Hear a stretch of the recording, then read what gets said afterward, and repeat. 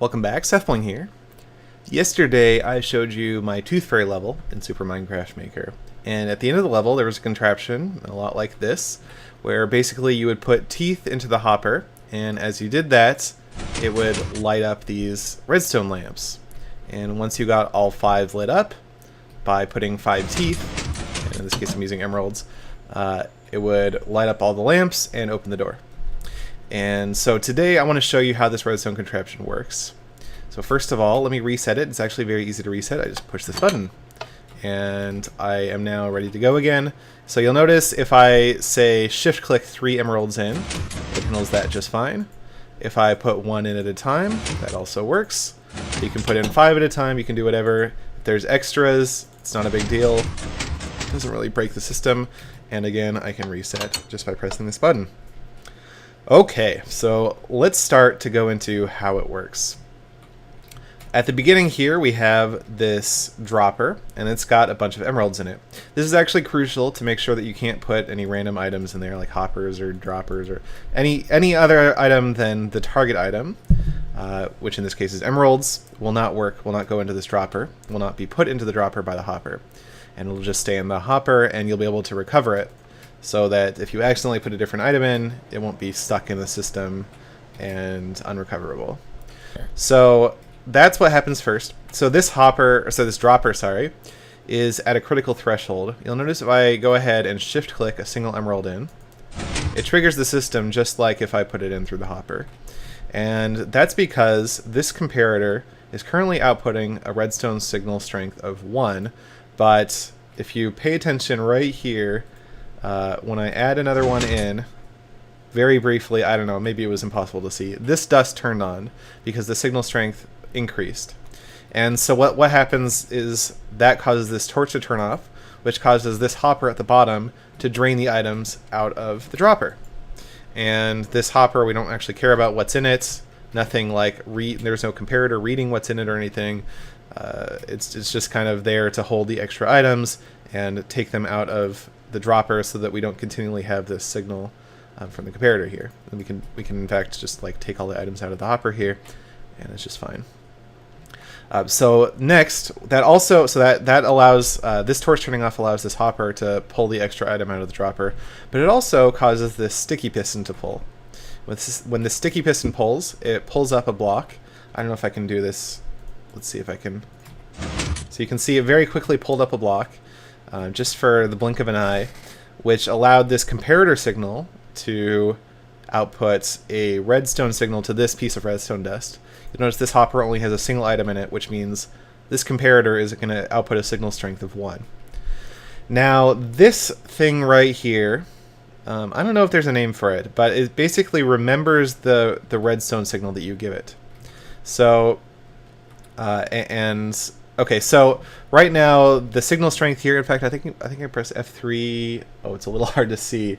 It's powered. I think the power at level it says is 6, but it's a little hard because it's behind the scoreboard.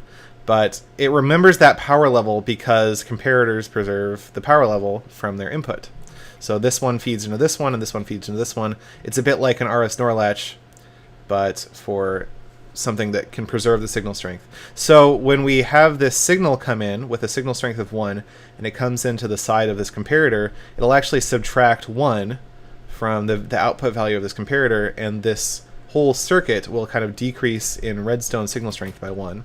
And we can see that because the reach, the reach that this redstone output line coming from the output of this comparator has decreases each time we decrease the signal strength here. So let me reset it back to this. This is specifically designed, by the way, so that by default the system has a signal strength of 1 right here. So if we decrease the signal strength here by 1, the reach of this line will decrease by 1, and this line will turn off, which will turn on this lamp because there's a torch here. But I'm kind of getting ahead of myself. But let me put one item into the system. So again, that causes this circuit to decrease by 1, decrease the signal strength by 1, which causes this repeater to turn off. If I do it again, another one turns off. So that's sort of how the counter works. And it so happens that if I put in multiple at a time, let's put in the remaining 3, you can see this torch. That was weird behavior. Let me reset. It sounded like it only went off once. Sorry, let me try putting that in 3 at a time. Yeah, so you can see it blinks 3 times when that happens. I don't know what just happened. Anyway, but so you can see it blinks 3 times, which causes this to pull it back 3 times and causes this circuit to update 3 times and decrease the signal strength by 3 and increase the number of lamps lit up by 3. And again, these are just very simple. Goes repeater into torch into repeater, and that's what powers the lamp over here. So that's how it works. I will do a very quick block by block build here, I guess. So first, let's put down the hopper, the dropper. It doesn't really matter which way this dropper's facing, because it's never going to actually receive a redstone signal. And then 5 lamps. This system could work for different numbers of lamps, but you'd have to reconfigure these things. Next up, we need a comparator coming out of this dropper, and have 2 redstone dust here, and we need a redstone torch on the wall right here. This is what prevents this dropper from pulling items out of this hopper. No, other way around. This hopper pulling items out of the drop. Anyway, then you can split this stack in half. Make sure that there's 33 in the first stack and 1 in the remaining stacks. And so now we have just at the threshold of the signal, and in fact, if I put, let's say I put 3 in here, we can see this torch blink 3 times, and it pulls the items out. But that doesn't do anything to these lamps yet, because we don't have all the other circuitry. So then the next thing is we need a sticky piston. This has to be a sticky piston because it pulls a block. And I'll go into the ground real quick here so I can place that. And then I need to make sure that there is an actual solid block at the end of this sticky piston. Now a comparator here, a dropper here with a single item in it. Doesn't matter what the item is, I'm just going to use an emerald. And then a redstone dust here that'll carry the signal from the block. And this comparator, right click to make sure it's in subtraction mode. This comparator doesn't need to be in subtraction mode, it doesn't matter. Because this is the one doing the actual subtracting of 1 each time that piston pulls up. And then we have the redstone dust here. This is going to come around and form a line. Let's see, yeah, it's like that. Over here, we have a line 5 blocks long here. Oops. And these are going to match the 5 lamps up here. And then a bunch of repeaters. Actually, don't have any repeaters on my hotbar. And I need a torch too. I need redstone torches as well to finish this off. So repeaters, these are just a way of getting the signal vertically transmitted and also inverting the signal with the torch. And blocks on top of these. I guess blocks next to them as well. Blocks next to these, and a final repeater each of these places. So the only thing that's missing at this point is the fact that this circuit isn't on. It's not remembering the right state. And so there's a couple things you might try to turn it on. You could just put a redstone torch here, and that actually didn't work because of that. But if you could put a redstone torch here, now this is remembering a signal strength of 15. But there's a problem. This signal strength isn't 1, and it needs to start at 1. Otherwise, the first few emeralds we put in here are not going to do anything. So I put in 4 emeralds, doesn't do anything.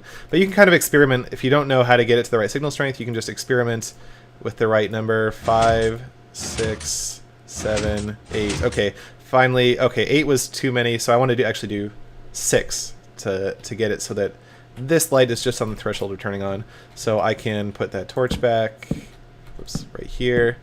Actually, I'm not sure if I did that right. 6, let's see if I did it right. Alright, and then if I check this, I believe that is a signal strength of 1. So then at this point, a single emerald will turn on 1 light, and you can put in more emeralds, turn on more lights. And the way that I had the reset button over here, it just so happens if you put a button right here, then it will reset the signal strength. The signal will travel kind of downstream or upstream back to this thing that remembers your power level, and it just happens to set it to the right value. You'd have to tinker around with where that button was placed if you had different numbers of redstone lamps. And so now we're good to go. The only thing I have to add is the door. And so I want it so that the door is closed when this lamp isn't lit up, but open when it is. And let's reset it. So the way to do that is to actually put a torch here that'll get a signal from basically the same signal that turns on the last lamp. A block above that, and let's grab that iron door. I actually want to place this so that it's it's kind of weird. You want to place it so that it's closed when it's powered, which means you have to place it kind of sideways from what you would normally do. So like by default it's going to be open, but as long as there is this powered torch here, it's closed. And you might have to play around with how you place that. If you place it from this side, for instance, it'll be on the other side of the block, and I prefer it to be this side of the block. So how do I do this? There we go. I don't know, you just kind of have to fiddle around with it.